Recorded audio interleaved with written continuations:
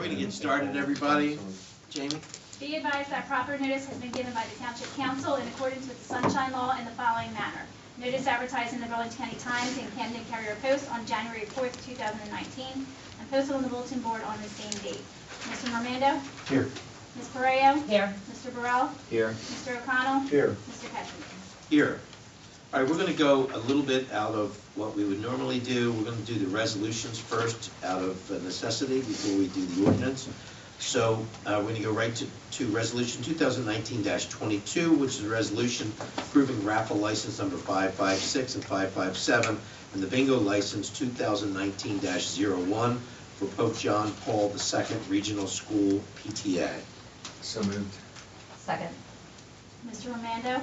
Aye. Ms. Correa? Aye. Mr. Burrell? Aye. Mr. O'Connell? Aye. Mr. Ketchum? Aye. Next is Resolution 2019-23. This is authorizing 2018 budget transfers. So moved. Second. Mr. Romando? Aye. Ms. Correa? Aye. Mr. Burrell? Aye. Mr. O'Connell? Aye. Mr. Ketchum? Aye. Next is Resolution 2019-24. This is a resolution authorizing executive session to discuss contract negotiations with the police and a personnel issue in the sewer department. So moved. Second. Mr. Romando? Aye. Ms. Correa? Aye. Mr. Burrell? Aye. Mr. O'Connell? Aye. Mr. Ketchum? Aye. And next we have Resolution 2019-25, which was not in the Friday's agenda, but was added today. And this is what we've all received via email. And this is a resolution adopting a 2019 temporary capital budget, whereas the Township of Delran desires to constitute the 2019 temporary capital budget of said municipality by inserting the acquisition of a dump truck. Now therefore be it resolved, the council, in Section 1, the temporary budget, I'm not sure how much of this I have to read, but is hereby constituted by the adoption of the schedule to include $110,000 as a project estimate cost for from the Capital Improvement Fund, and authorizing $104,761. Is that enough for the record? I have a motion to approve Resolution 2019-25. So moved. Second. Mr. Romando? Aye. Ms. Correa? Aye. Mr. Burrell? Aye. Mr. O'Connell? Aye. Mr. Ketchum? Aye. Now we're going back to the ordinance on first reading. And this is ordinance 2019-03. This is a bond ordinance authorizing the acquisition of said dump truck in and for the township, appropriating the sum of $110,000. And I need a motion to approve ordinance 2019-03. So moved. Second. Mr. Romando? Aye. Ms. Correa? Aye. Mr. Burrell? Aye. Mr. O'Connell? Aye. Mr. Ketchum? Aye. And now we're going back to motions, just to keep everybody on their toes. I need a motion authorizing the payment of bills, including all purchases made under the cooperative purchasing agreement. So moved. Second. Mr. Romando? Aye. Ms. Correa? Aye. Mr. Burrell? Aye. Mr. O'Connell? Aye. Mr. Ketchum? Aye. And finally, I have a motion to granting a mercantile license to the following two businesses. That would be Expert Lux Inc., 2913 Route 130 South, and LEN Group, 207A-10 Carriage Lane. So moved. Second. Mr. Romando? Aye. Ms. Correa? Aye. Mr. Burrell? Aye. Mr. O'Connell? Aye. Mr. Ketchum? Aye. So now we're going to start with item number 1 in our work session agenda. And we received criminal background check ordinances, the changes per our discussion last work session. And I just want to get to that. And I've asked Councilman Romando to make sure that the changes that he requested were indeed in place, and he has assured me that they were. And unless anyone has any further discussion, we put this on the public meeting agenda for first reading. Okay? Right? Yes. No questions? Everybody's on the same page? Great. I think we've beaten that horse. Do you want, can we do a first reading tonight? I know the mayor said he was concerned about time. We don't, is this, we're not spending any money on this, are we? This is not an ordinance that spends money, is it? Is there any money associated with the administrative fees or anything like that? Not really. Is there any reason that we should or shouldn't? Jeff, Jamie? Yeah, I don't think it's an emergency. I think that the springers or spring sports are already starting to do their thing. Yeah, we'll do it for the public. Thank you, Councilman. All right, so I have successfully moved my agenda off my desk. Here it is. All right, so next we would, and it's good, look, we have everybody here that can help. The next item for discussion is the easement slash sinkhole at 114 Linda. And we all have kind of a cursory background from the material that was provided. Who's going to give us some more information? I'll start, and then I know Jim and I know he talked to Stuart about it, so they can fill in. But we had a resident call us indicating that there was a sinkhole developing in his side yard. Sent Jerry out to take a look at it first. We went and checked the tax maps. The tax maps don't show an easement, however, the deed does reference an easement.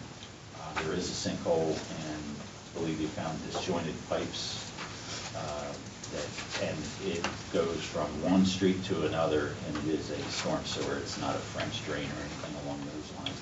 So it does appear to be something we need to get fixed, but we just wanted to touch base on the legalities of getting on the property, and so we contacted Jim and Stewart's firm. You guys want to take it from here? Well, Jeff was able to secure the deed, and the deed does reference the easement. It makes sense that their easement is there because it's a storm sewer that drains public roads. It actually drains Diane and then drains through to Linda, and then that eventually makes it all the way down to Swedes Run. So the deed references the easement. It doesn't actually have the description for it, but from some of the description for the lot itself makes it clear that this easement's over the pipe that's in question. I just have to send somebody down to the county clerk, and we can pull the file, the map. It's from like 1960. We're pretty confident the maps are going to show the easement. And as long as the easement's on the map, it's recorded, and hopefully there's further information on the map that says, dedicated to Delran Township or something along those lines, just to show that there is an easement and it's ours. So I'm fairly confident that's what's going to happen. So we should be prepared to address the problem, because it is a storm sewer, and it is draining your infrastructure. If the county records do not demonstrate what the engineer is very confident will ultimately be revealed, which is the fact that we do have an official easement on the record, on the books. There's a concept out there, it's called easement by prescription, that might be applicable to this scenario. That only might come into play if we have a hesitant or uncooperative homeowner that refuses to budge in terms of allowing us access to repair this easement. But the other option, the more diplomatic option, is to come up with a temporary construction easement that can be executed for the purpose of conducting these repairs. And then along the same lines, we can discuss the possibility of entering into a formal, permanent access and maintenance easement for this specific drain. Well, one thing I wanted to, I forgot, like the property that backs up to 114, the way they put their fence up and their shed, they avoided the 10-foot easement on their property. So they knew there was something there too. Yeah. And it's actually it's on 4 properties. It's 10 and 10. And that's something that's necessary for us to be able to access the property, so that's why we bring it to you, just to let you know that we're doing research on it, and then we'll find out what is involved, whether this is something we can do and repair rather easily, or is it something we're going to have to end up going out to bid on as a capital project, and we'll bring that information back to you once you've had an opportunity to send somebody to the county and find out exactly what we have with respect to an easement. That's the plan. So my only question, I'm going to assume that our conversation here is just about gaining access, but this is clearly our issue to solve. Most likely. Yeah. Okay. It appears so. Yeah. Okay.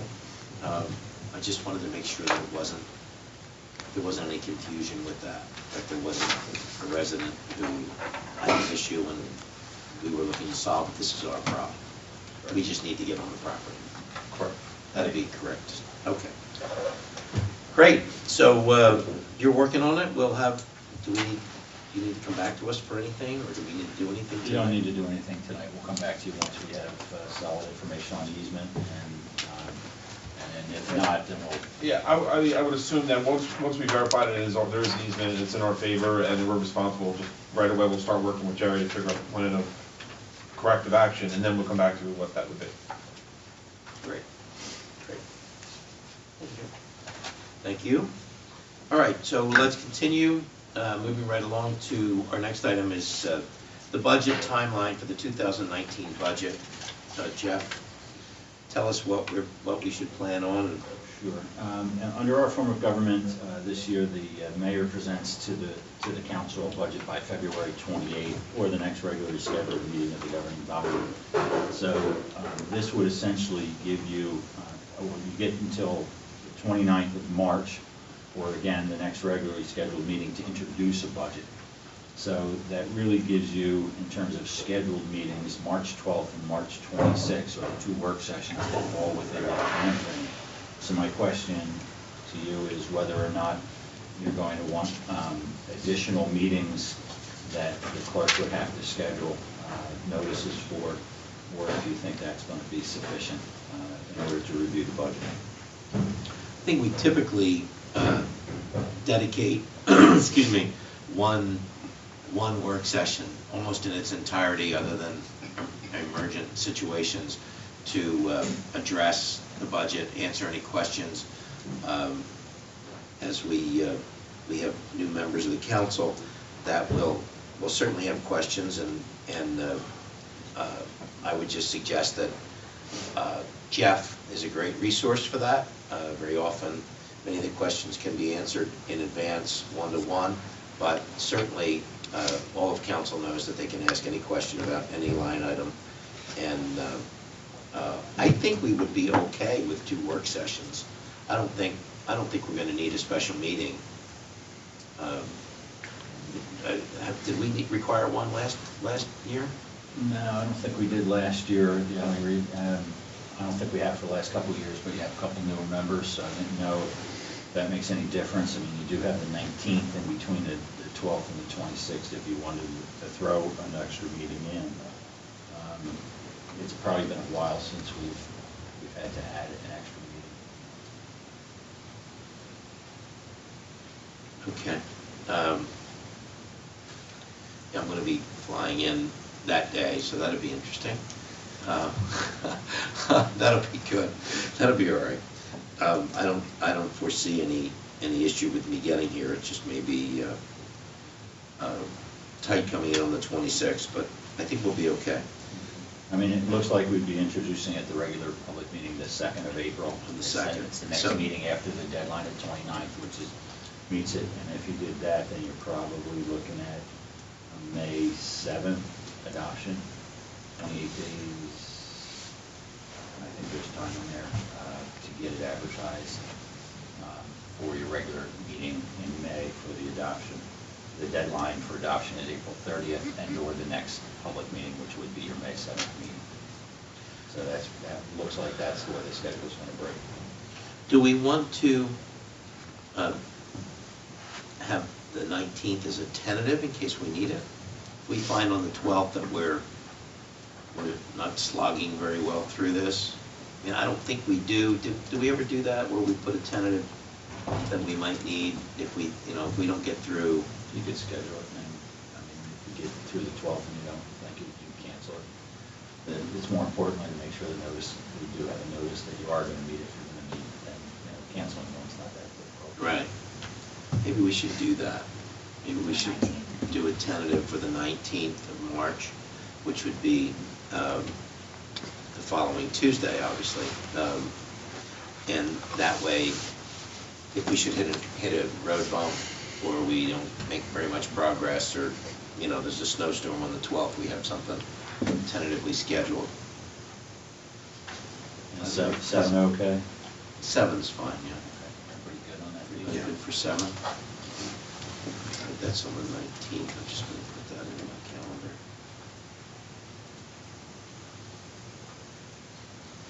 So, thanks, everybody. Hopefully we won't need to, but you never know.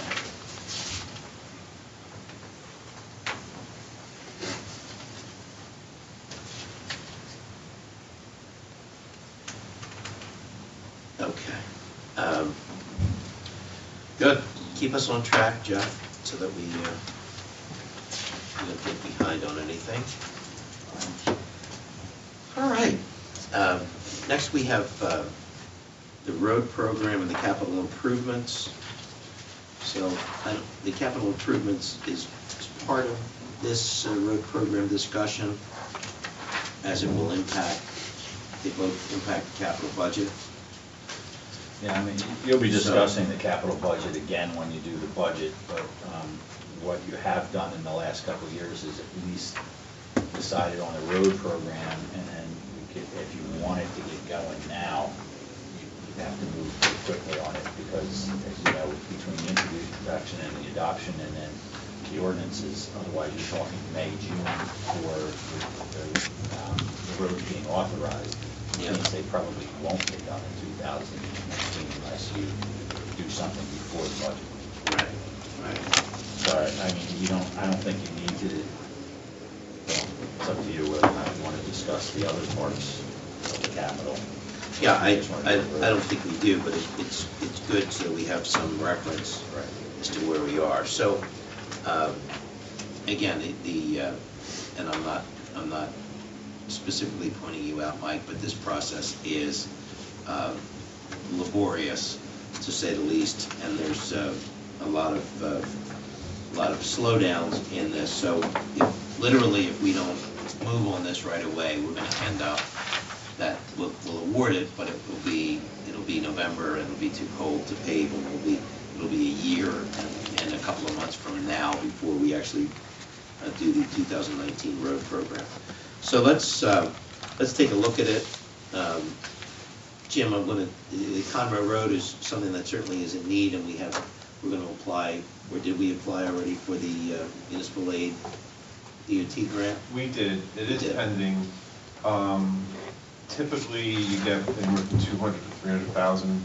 You know, and then you've been doing in the past, like for Hartford Road, we got 2 years, and then we applied all of that to Hartford Road, which covered it. So a decision needs to be made. If you want to do Conroe now and fund half of it at least, or delay it a year, hopefully we got 2 grants. Now, Jerry, I know Jerry's doing a lot of work out there to keep it together, and it's in bad shape. So that's a decision we need to make. And then how that affects the rest of the road program needs to be determined. Right. Well, it'd be a huge impact to the rest of the road program Right. if we did it that way. Jerry, what do you figure is the cost that's happening maintaining that road right now? Is it something that, and I'm putting you on the spot, and I recognize that. So I don't expect necessarily an answer, but just, you know, we have to weigh. Obviously, it'd be best to not put good money after bad, but we have to have the road saved. So if it's going to cost $100,000 to not do it, I can't give you a cost figure because it all depends on how this winter goes. Right. I mean, this winter can either throw it completely apart, or we'll get another year out of it, but, Right. you know, it depends on the weather. Right. There's a lot of, you know, open holes and potholes, cracks and crevices, and the water gets in there, it freezes and pops the road. Or you don't have to do it all at once. You do it half and half.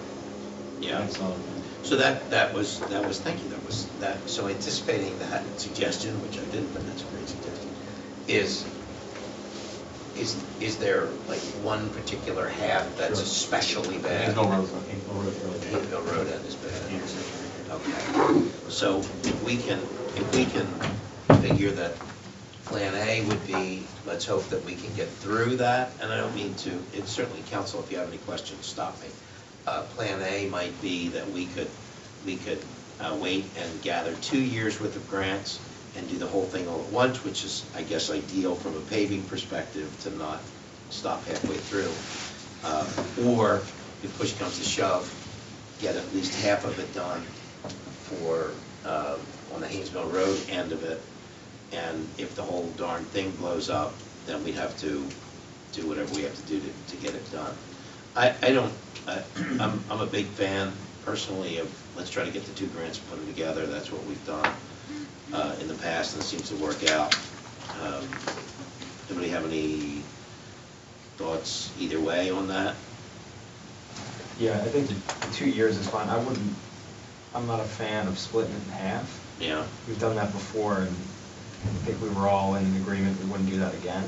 Right. Because it leaves half the town not happy about it. Yeah, So I think if we can avoid that, I'd rather do that than not. makes sense. And then there's the big old seam down the middle. Yeah, exactly. There's gonna be a seam no matter what, Oh, because it's so come long on. and paving two different, you know.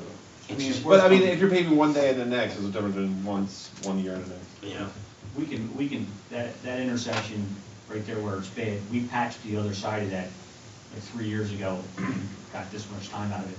If it comes down to that, we could probably do the same thing. The thing is, we don't patch until July or August of 2019 is when we would be patching it. And I would roughly say you probably have, not a whole lot of money, probably somewhere around $10,000 worth of material in there. okay. All right, so that sounds like the plan for that. And then, as we've discussed in the past, we like to kind of, Jim has kind of clusters, some road packages, for lack of a better term, that are maybe not all the same neighborhood, but half and half in two neighborhoods, so that we can put them together and make them somewhat contiguous and kind of keep them in and around the $1 million mark, so we can keep planning a year or two ahead. So the two options, and I'm not sure if you have these in priority order for 19 and 20, but we did talk about River and Norman and Diane and Patricia. So obviously Diane and Patricia are close by, and River and Norman are right there together. So the only thing that is concerning is what do we know anything from the county and what their plan is for the bikeway or What I can tell you project? is that the number you have listed for River Drive is if you did the whole thing. And then I know the county is planning to do some of the work that we need to do to River Drive, so that would reduce our number. So I would say is we just have a small street that we can use as like an addition item. So as we work out the details with the county, who does what, whatever money we save, we can either not spend it, or we can apply it to like another street. And you'd want to pick something small, like we talked about, we've always been talking about Wills, because there's that dead end that we've never done, and it's not improved at the very end. Or we figure out another small street to kind of bridge the, what you did want to spend and, what the actual cost is going to be. If that makes sense. right? So It's always good to have a couple small roads with each road program, so you can use that as your ad lead. right. So just, I think the crux of my question is, are we confident that the county is going to do this project? Yes. I this know they had an coming year? RFP out just for inspection services already, and they're supposed to be awarding that soon. Okay.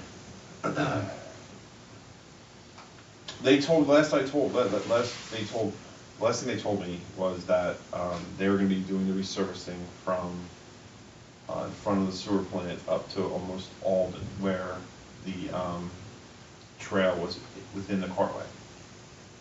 So that's almost like a third. Yeah.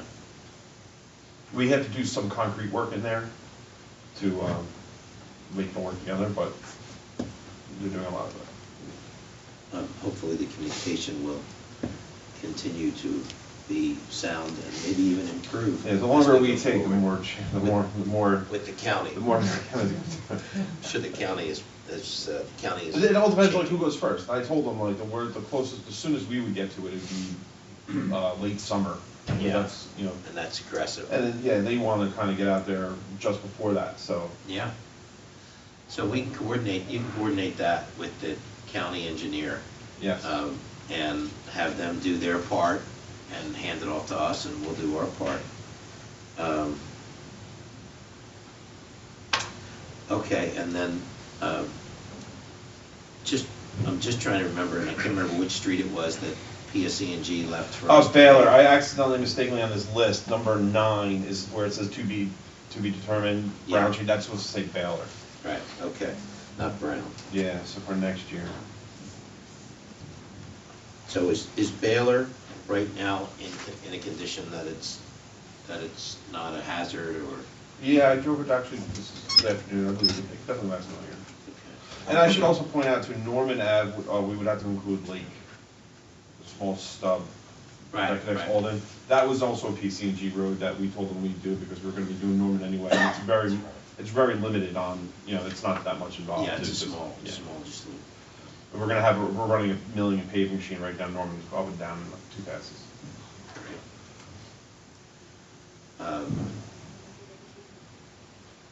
Okay, so that's great, because there's 2 big clusters, one in the first ward and one in the second ward. Good. And then the next year, just keeping it on the horizon, is finishing some of the unfinished. Well, Front Street is wearing pretty bad, especially not in front of Simon Schuster, but that down to Leon. And that's why hitting that, we'd probably hit Brown then. So Brown is not that bad, it's just that we did the other portion of Brown from 3rd all the way down to Baylor. So if we're doing front, we might as well just do Baylor, the rest of Brown right there, down to 3rd. Right. And then Pine Valley Road, Pine Valley is like the last section, that portion of Tempe Chase where we haven't done. And then if we're gonna do Pine Valley, you have to do those 2 courts, Randall and Drew courts, we haven't done anything. Those would be the last 2 courts and they're small. Yeah.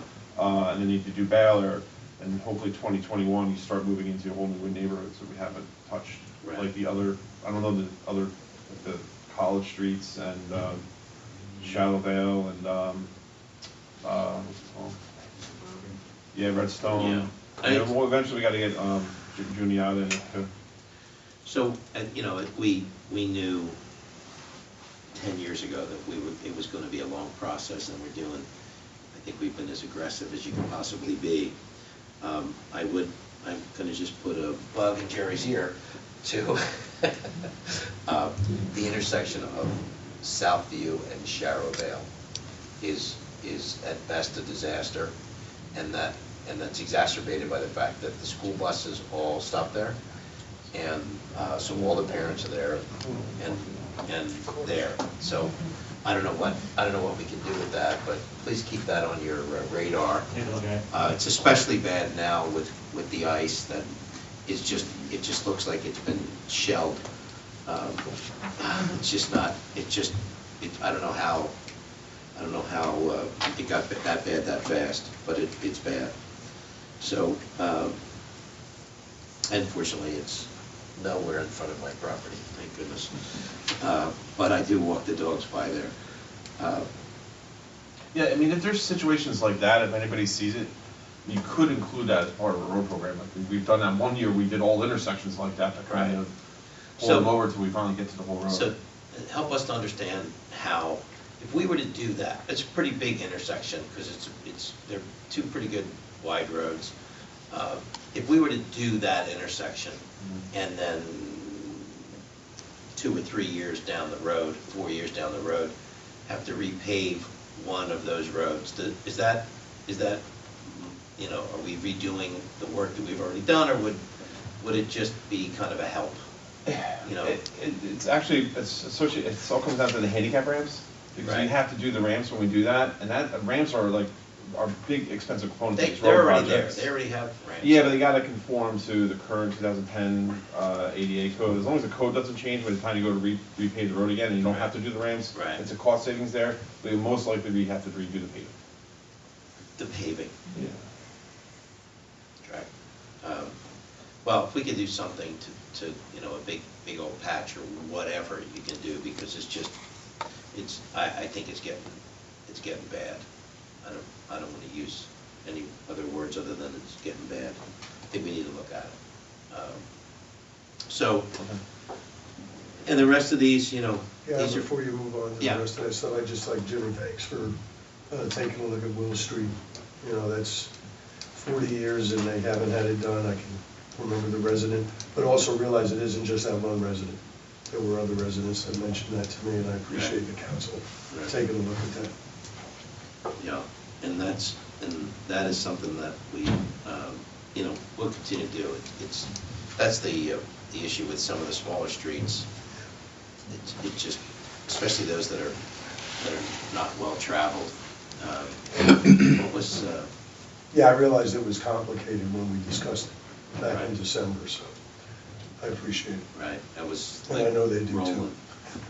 Back when we got the grant for Roland, that was great, because I don't think, does anyone put their address officially on Roland? I think there's a blue driveway, I don't know if Couple. that addresses.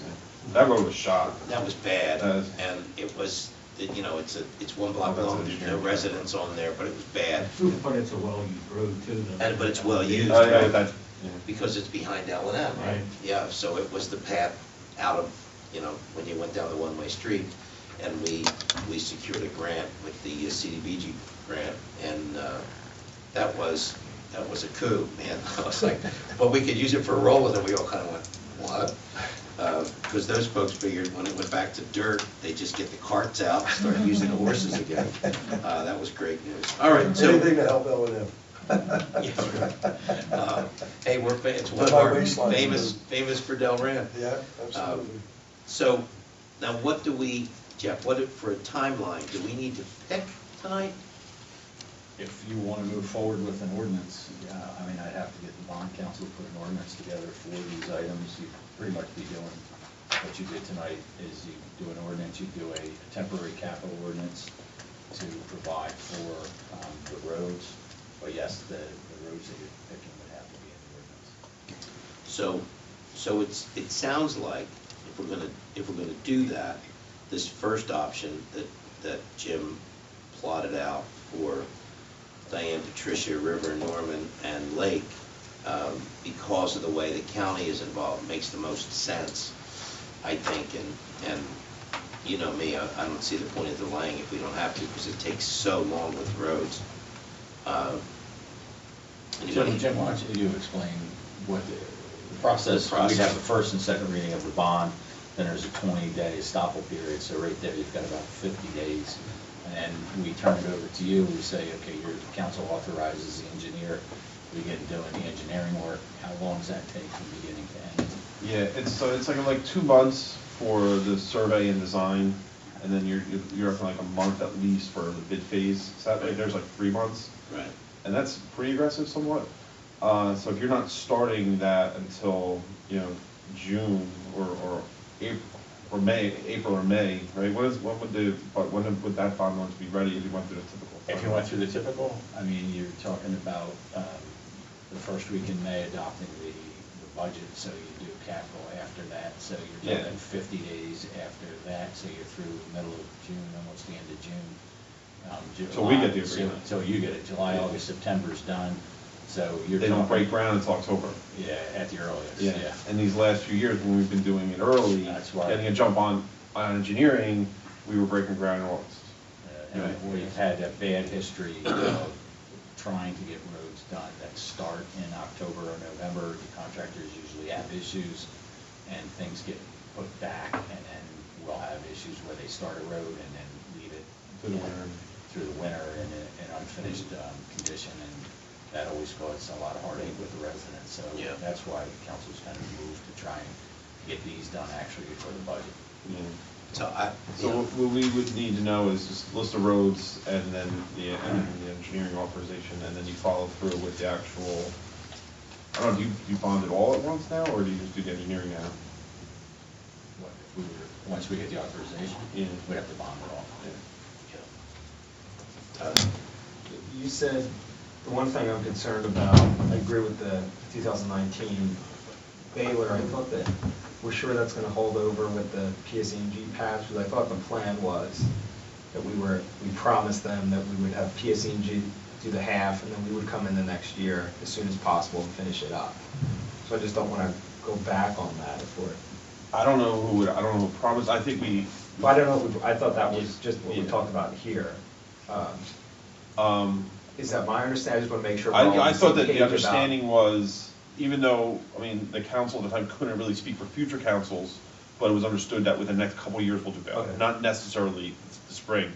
Because we knew, I remember talking, we knew we didn't have it like pegged we didn't have an opening for 2019, but we had an opening for 2020. That's why we had that to Okay, be gotcha. determined in there. I just wanna make And sure that's what I I mentioned, like, understand, yeah. bailiff fit nicely in there, because the reserve we left for 2020 spot, because we didn't know what happens over Okay. time, was right around the ballpark, the amount of money we were gonna need to do bailiff, so it kind of fitted nice. Okay, cool. Baylor will go another year. Okay, Yeah, cool. yeah, I just wanna make sure it's not They were like pretty good with the a trend. bad phase where, you know, it really should be done this year, but this is the way it worked out. But cool, thanks for answering. Otherwise, I'm good with that. Yeah, That selection, I think that's a We- smart move. we've been aggressive, and that, you know, it's always better. My understanding is that, you know, the warmer it is when they're paving, the better, and better to start in September, October, than November, that's for sure. Probably wouldn't even start in November. So, whatever we have to do would be on the next meeting, or we need to, if we decide that what is proposed as the 2019 road program, it would include, but also including the lake in that. And will, As it- and will. as and will. deletion, addition items. Yes. Both of those are definition. Well, wills would be deletion 1, whether or not we do deletion 2, you don't need to tell me that now. Well, deletion 1 would be the first one to come off, is that what you're Yeah, saying? yes. Yeah, in essence, to do lake before wills would make sense. I would actually think, yes, correct. Yeah. I would actually think maybe Diane before Lake, actually. Oh, definitely. Yeah, Yeah, Diane's favorite. No, I meant like, deleting it before Lake. Oh, I disagree. The only thing is Lake has a trench now, that's the only thing. And we're there. Lake's on that side of the highway, and it's much easier, but I mean, Yeah, and I think, because I feel like we're gonna be over by Diane in the next few following years, like with Pine Valley. But listen, we can figure it out. well, we're That's gonna something be, something to if we're figure at out. Patricia, I think that we need to figure this out.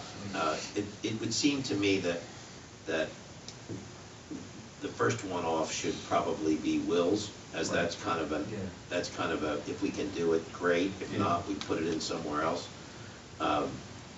And that Diane, I'm sure Diane would be, putting the cherries pretty bad. Yeah. So I'll let the two of you figure that out. Yeah. All right. So what would we need to do tonight? You need to authorize me to go to the bond council and have him begin to prepare a bond ordinance for the capital improvements that you've outlined. Okay, and then we can do that by a motion? Yes, Yes. and formal resolution will work. And, There doesn't have to be a written. okay, so I'd like a motion to approve the roads that are laid out as discussed in the 2019 section of this spreadsheet, including Diane Patricia River Drive, Norman Lake and Wills, with Wills being first deletion item, Lake and Diane, they're gonna figure out one of those two, but to go to bond, Yeah, we don't need, you don't need to know like the the order. deletion For order. the bond, I don't know. No, okay. I mean, the only question you might get is that when streets find their way onto bonds, residents expect the street to get done, so it creates some issues for you sometimes, Right. if you don't spell it out. For the motion, it's just to authorize Jeff to have the bond council prepare the ordinance. Okay. So, thank you, Jamie, keep me in line. So do we need so we have a motion, I have a second, Second. it's a voice vote or roll call? Be a voice vote. All in favor? Aye. Aye, opposed? All right, motion carries. You're on your way, Jeff, thank you. Okay. There's another easy one. And I'm being facetious for those folks following along at home. The Jake's Place bids and came in really much higher than anticipated, and there's some concern of what happens if that happens again. So I'm going to let Jeff explain his perspective on this, and then Jim whoever wants to do that. Actually, I was gonna say what you just said and then turn it over to Jim. All right. Is that we went out to bid for our responsibilities with respect to Jake's Place, which is basically the surface areas and concrete things around the surface area of the park. And when we did, the bids came in significantly higher.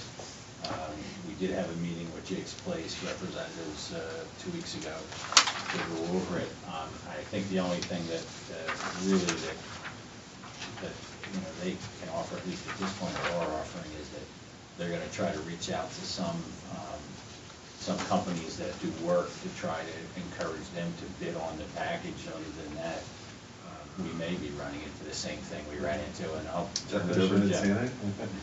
So, okay, you have to understand, like, Jake's Place is kind of broken down into 3 components.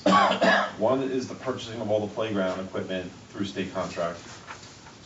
The second is purchasing the poured-in-place rubber surfacing through state contract. And then third is paying a contractor to do the initial installation of all the base work, we're calling it, which is like the grading, the sub-materials, the stone, drainage and curbing and stuff, which the rubber surfing goes in, and then the playground equipment goes in. All right, Jake's Place, they purchased all the equipment already, and that's stockpiled here, okay? That leaves, and then they used up all their funds for that playground equipment purchase, according to, I think, the last time, I don't know if they mentioned that at that meeting. So that leaves $200,000 in, what the township is holding, which was the grant they got from the county.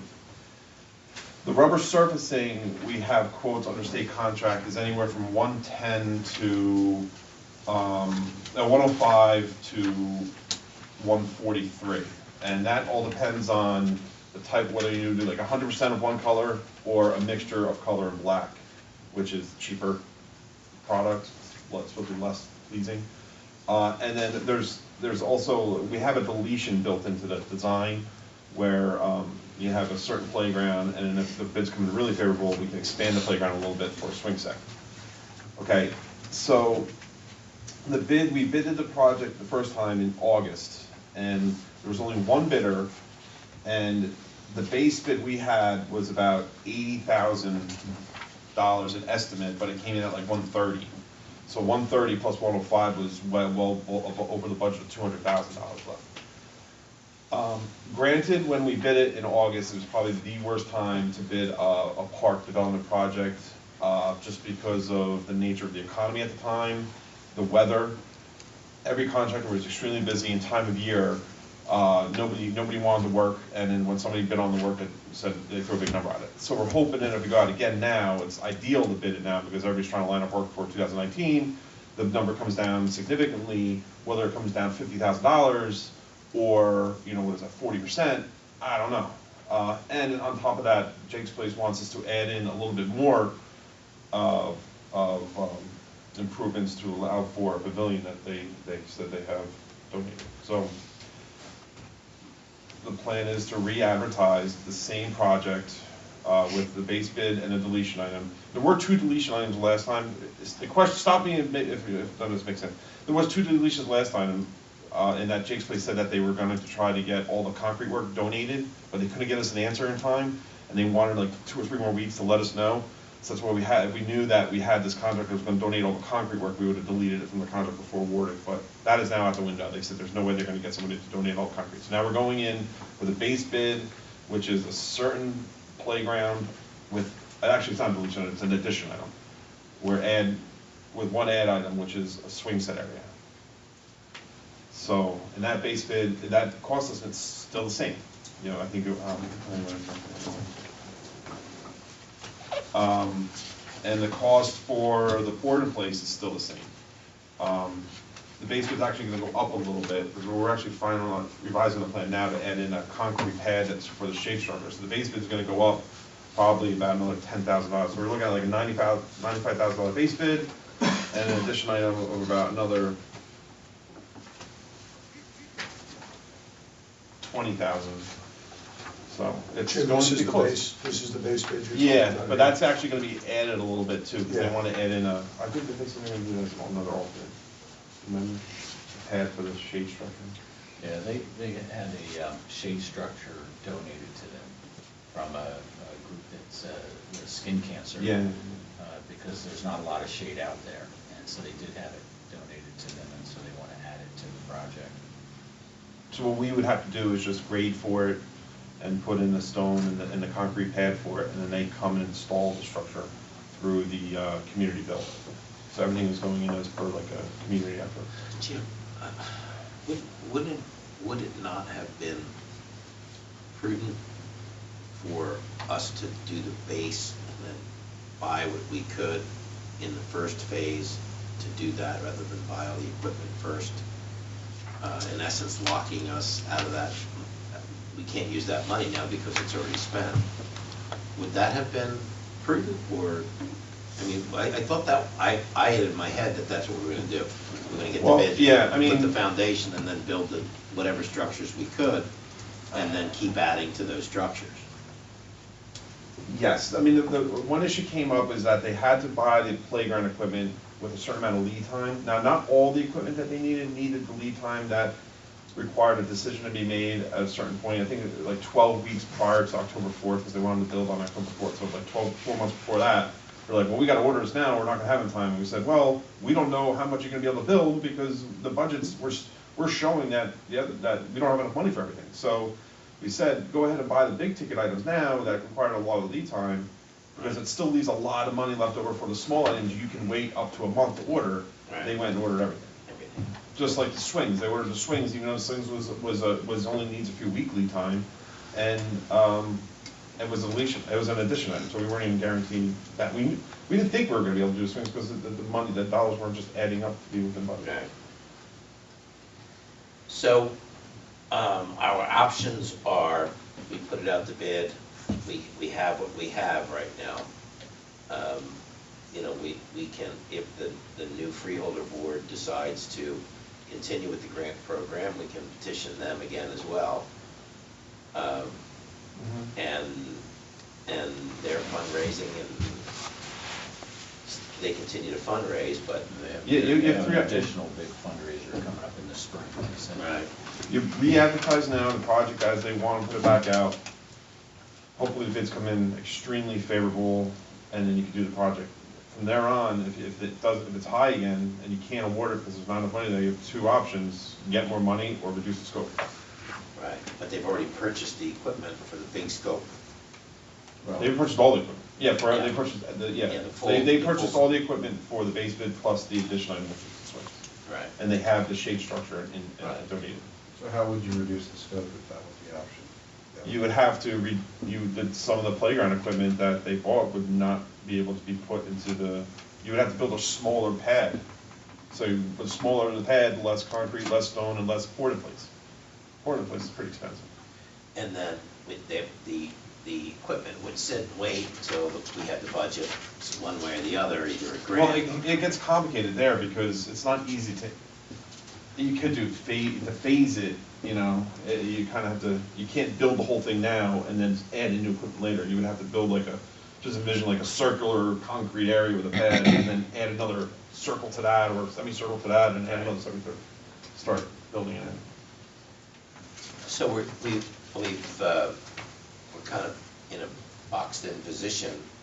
Now, can they or we, I know we're gonna advertise this bid, you know, they're gonna notify people that have, they know. They saying that they have a bunch of contractors that they're putting pressure on to submit, just very competitive bids.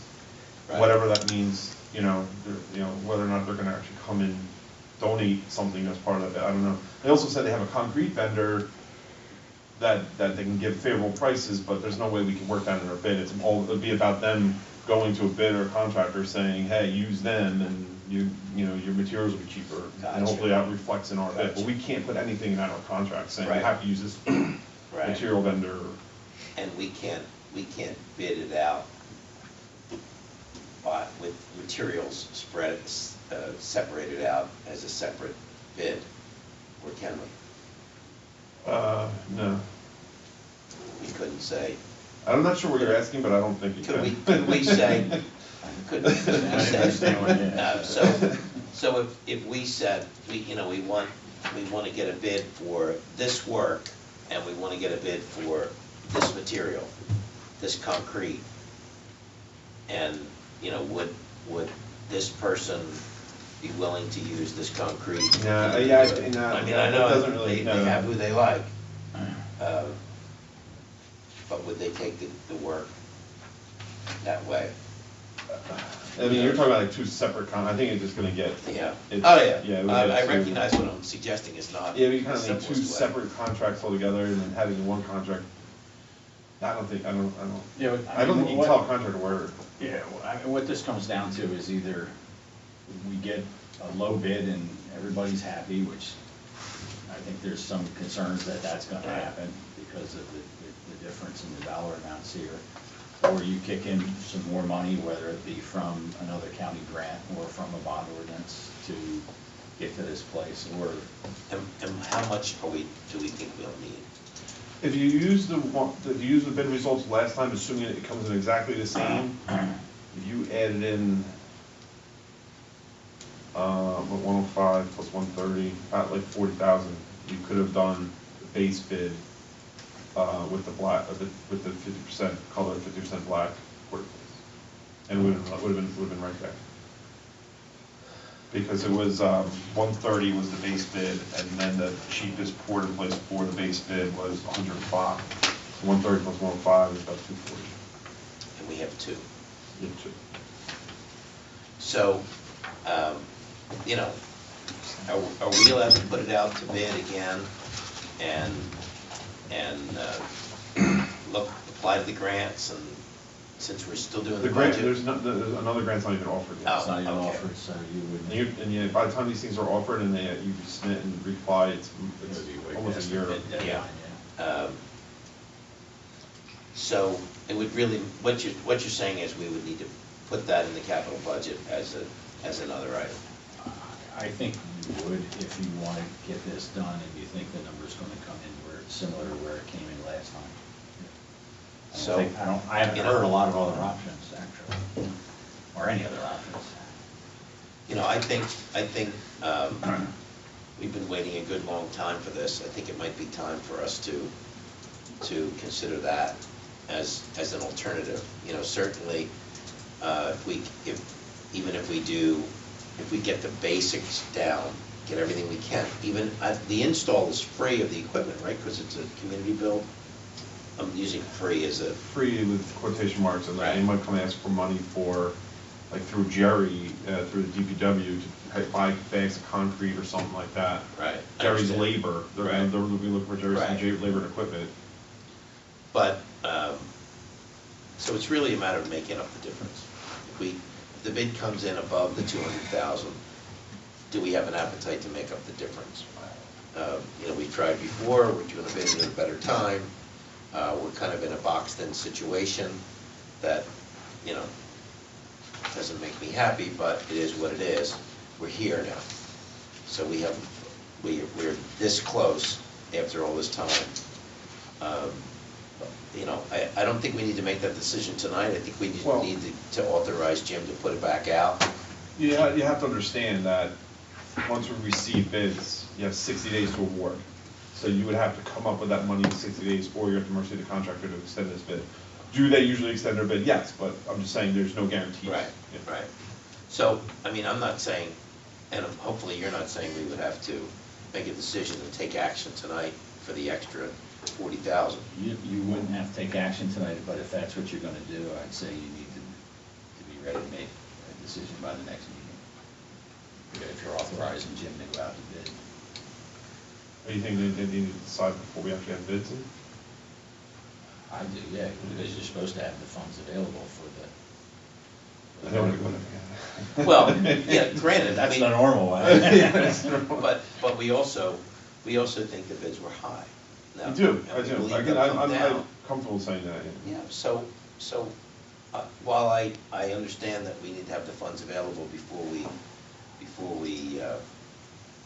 we go out to bid, I think we have an estimate of what was required, and we do have those funds available.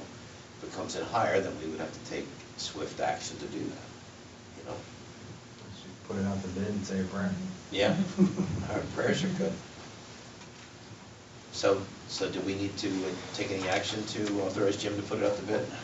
In the resolution where we rejected the original bids, we already gave him the authorization to rebid, so, I mean, unless Alex So, thinks there's yeah. anything necessary. When was this resolution? Last year. September. It was last year. September, I would just take another vote. Just do a motion to just authorize Jim for the advertising. All right. Yeah. So I need a motion to authorize Jim to rebid the construction of of Jake's Place as discussed previously, is that right? I'm sorry, I had trouble. Yeah, I know. Yeah. Yeah.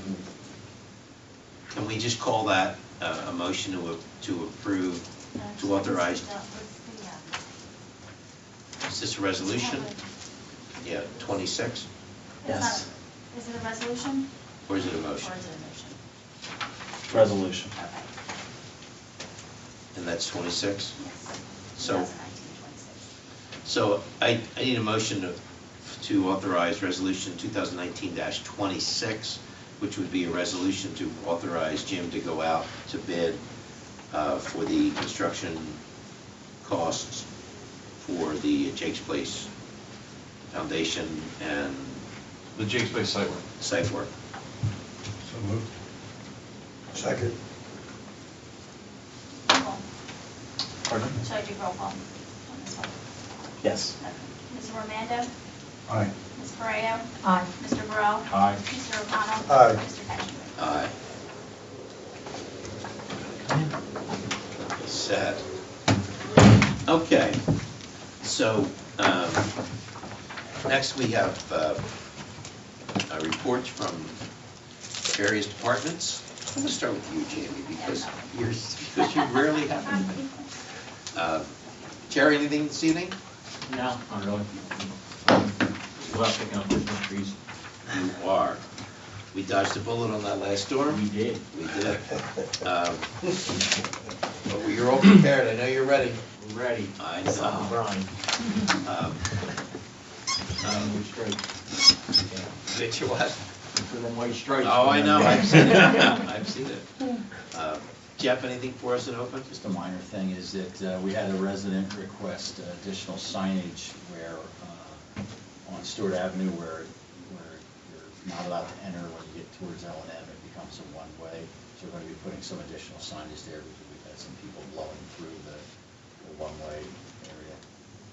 Just Makes to sense. see. It's confusing a little bit in that area. You know what? You're not a local. That's exactly right, is that I never even think about it because I'm a local, but when you do go down there, if you weren't thinking about it, it doesn't really grab your attention. So we're gonna get some additional signs because we have a complaint that cars are flying through there the wrong direction. Yeah, I hate that. All right. Jim, anything for us? No, I just want to say, at the next public meeting we're going to have on the closeout for the roof, that project's done. And then the contractor for Hartford Road and the road program, he has some punch list work to do, but as soon as the weather breaks, he's going to be able to do it. There's some of it's in pavement, some little bird baths he's got to fix and other minor stuff, but other than that, those projects are. Good, good. Anything for us? Any comments would potentially be reserved for executive session if we're gonna have it tonight? Yeah, we are. Good. So, would you like to go first or would you like to go last? Why do I go last? Okay. So, then we'll start with Councilman Burrell. Tyler? All right, thank you very much. Real quick, congratulations, Dan. For your election to the Freeholder Board. Dan will be missed here in Delran. I know as one of the electeds, he's probably knows most about. We rely on him a lot for contract negotiations, and that's his field of expertise, so he will be missed for sure. We wish you the best of luck at the Freeholder Board. Thanks, Tom. Thanks. Is that from Ward 1? Councilwoman? I also want to congratulate you, and we will miss you a lot. And you're gonna be the new guy on the block, but for a short time, because, you know what's gonna happen. We're gonna have to replace this guy, not that we would be able to replace you. From Ward 3, Councilman Mormando. Mike? Thank you. Dan, I share in their sentiments. I only got to work with you a short time, but I knew you throughout the fall, and I'm going to miss you here, but I wish you the best of luck. Thanks, man. Thank you. Thank you. So, I actually have a couple of things before I get to the Dan portion of the program. First, happy to see that Delran's EMS are back up and running. Hallelujah, happy to see that happen, and I wish them the best of luck in getting through their transition period and getting things back to the way, the service that they have traditionally and historically provided to the residents. So good to have them back. Second, I'm in receipt of a report and some requests by the CAB, which is the Chicken Advisory Board. Councilwoman Colodi now is on the board, and you haven't had a chance to distribute. We just got this today. So in essence, what they have indicated is that there've been no incidents. There are all of 4 licenses out, or permits. I guess they're permits, and it is not easy and not inexpensive to own chickens. They have proved not to be a nuisance of any kind. We've had no complaints, and they would like to be moved from pilot status to permanent status, and we'll get all that information to all of council, and next work session we'll go over that, and I think their argument is safe.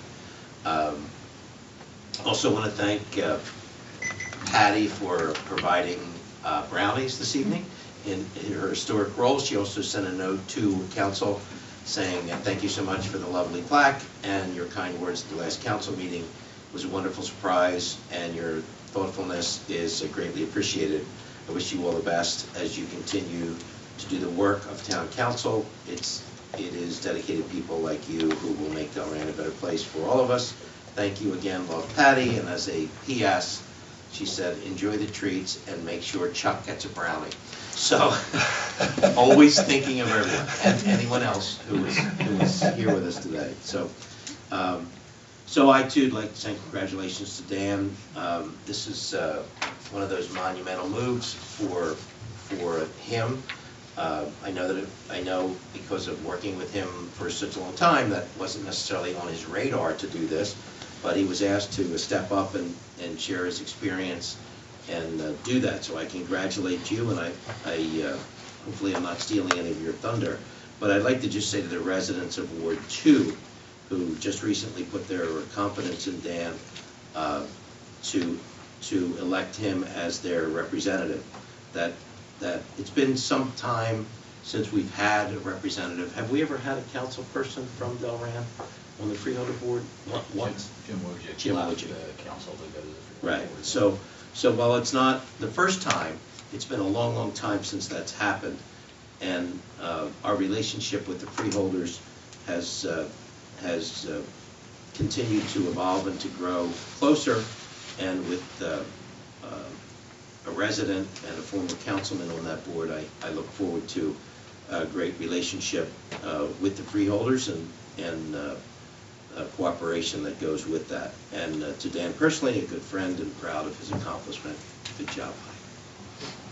So, that said, oh yes, I have one more report, and that's from our last report from Ward 2 Councilman Dan O'Connell. Dan. Thanks, Gary. Thank you to my fellow councilmen. And before I do that, I want to thank Jeff to read the emails, and especially the one where you said, as of 6 a.m., Delran EMS is back up and running. I watched on social media as people had noticed that we were back in business. And, it was a long slog, and I know you did a lot of work for us, Jeff, in that regard. And I just want to let you know, I know how much it meant to the residents. I got asked about it when I was campaigning, and I just want to say thanks for everything that you did. I want to thank our legal department and our new counselor, Mike Orlando, for working on this background check. I know it was a little more complicated than we had thought, and to have Mike here, I knew when I met him that he was going to be a great addition. And he's only been here for 2 meetings now, and it's already borne fruit. So thanks to both of you. We really appreciate it, and I know the residents will appreciate it too. And then finally, Gary, I appreciate what you said about this. The only thing I was concerned about was when I ran back in November and through the fall, I didn't want the residents to think that this was even on my radar screen.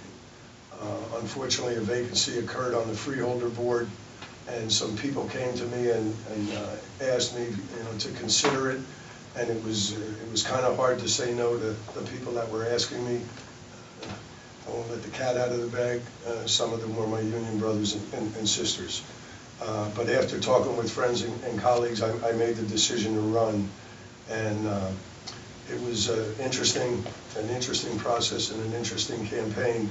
The good news is you can hear my voice. I can't talk too long or else I'll be whispering to all of you, so I'll make this brief. But I want to let the residents know how grateful I am that they took a chance on me back in 2014. I've really enjoyed the work of the council, and I want to thank all the people around this table, especially Jeff and Jamie, the professionals in town. I'm looking at Jerry, I'm looking at Jim, the people that really make the town run and run really, really well. I learned so much, and the others that aren't here. I served with other council people. I learned something from every one of them. And I really appreciate everything they did for me. I learned a great deal in the 4 years that I was here. Budgets, capital programs, fixing roads, contract negotiations, although, as they say, that is kind of an area that I had some level of expertise. Fixing up the recreation areas in the parks. I'm looking forward to when Jake's Place is done, and all while keeping an eye on the taxpayer's dollar. I think having done these last 4 years, it helped prepare me for the position on the freeholder board. As a matter of fact, I know it did, because without serving there, while my friends may have asked me, I wouldn't have even fathomed the idea that I had any kind of expertise to serve on the freeholder board. So it's bittersweet having this be my last meeting. I'm going to be sworn in tomorrow.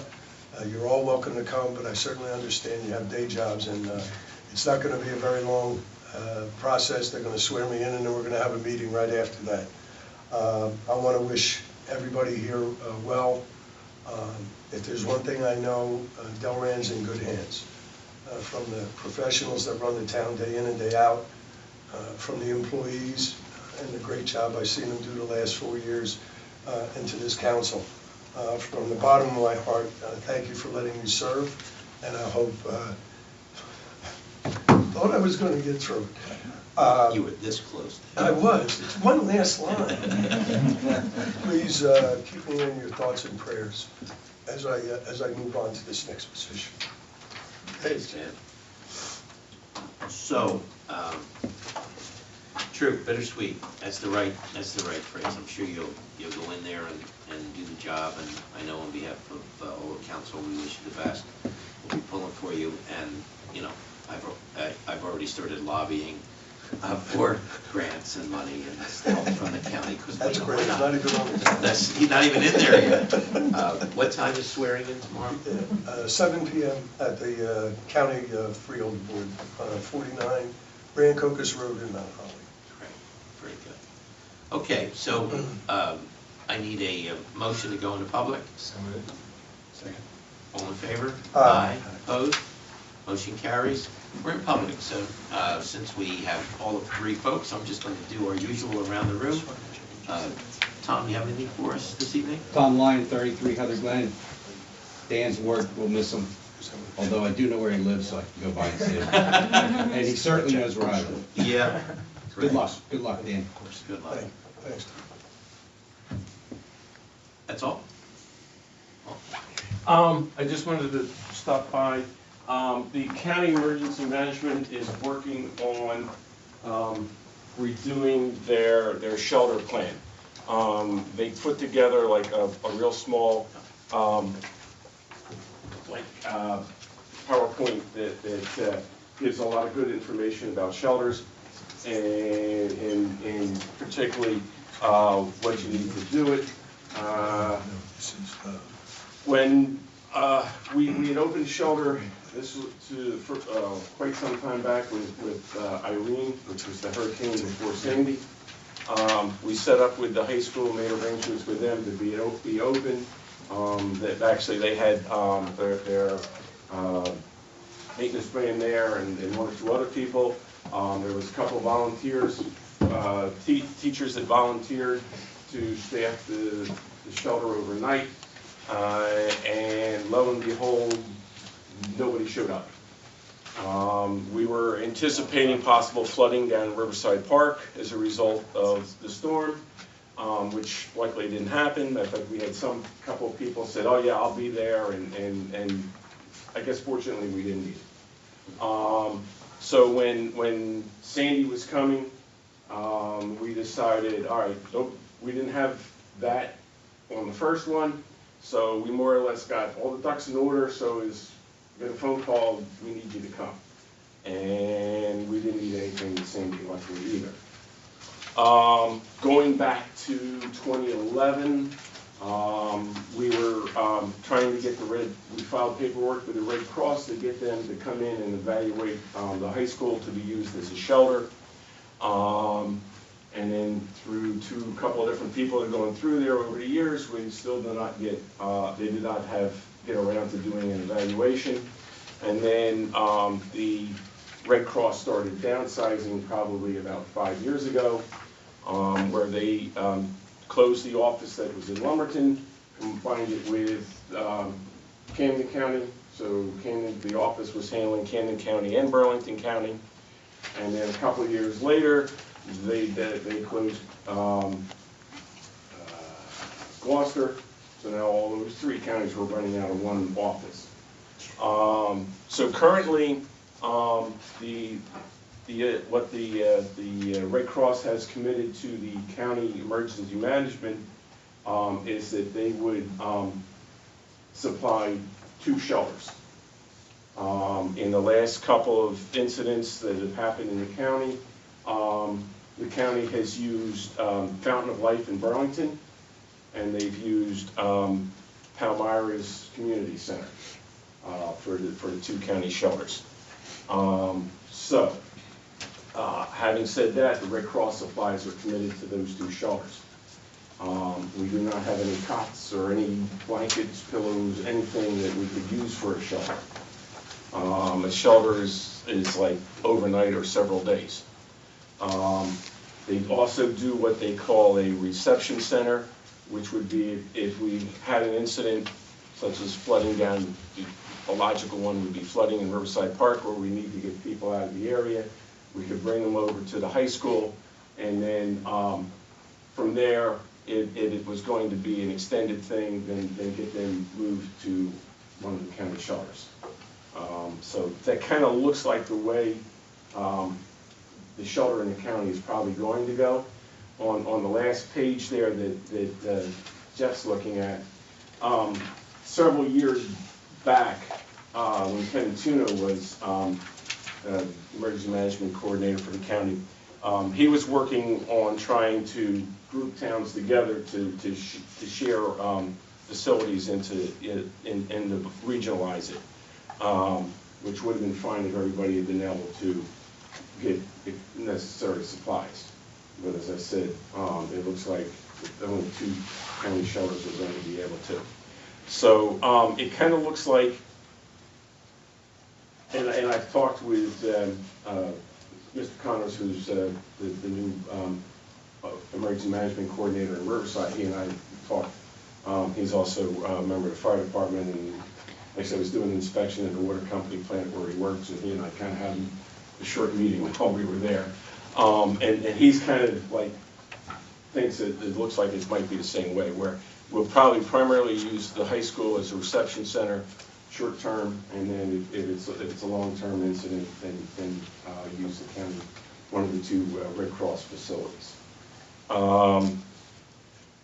But this gives you an idea of the different types of shelter and stages and what it takes for a shelter. Like I said, the county's working on it, and so that's where we stand on that. Okay.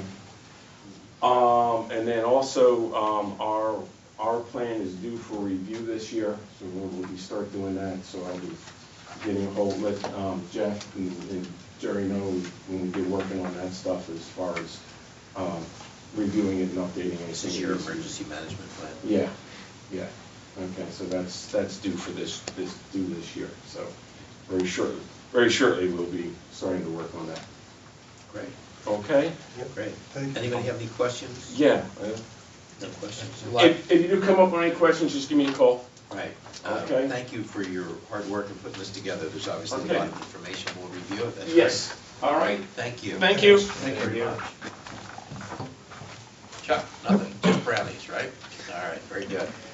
So I need a motion to come out of public. So moved. Second. All in favor? Aye. Aye, opposed? Motion carries. We're back in our regular meeting. I need a motion to go into executive session. So moved. All in favor? Aye. Opposed? So we're going to go into executive session as soon as we take a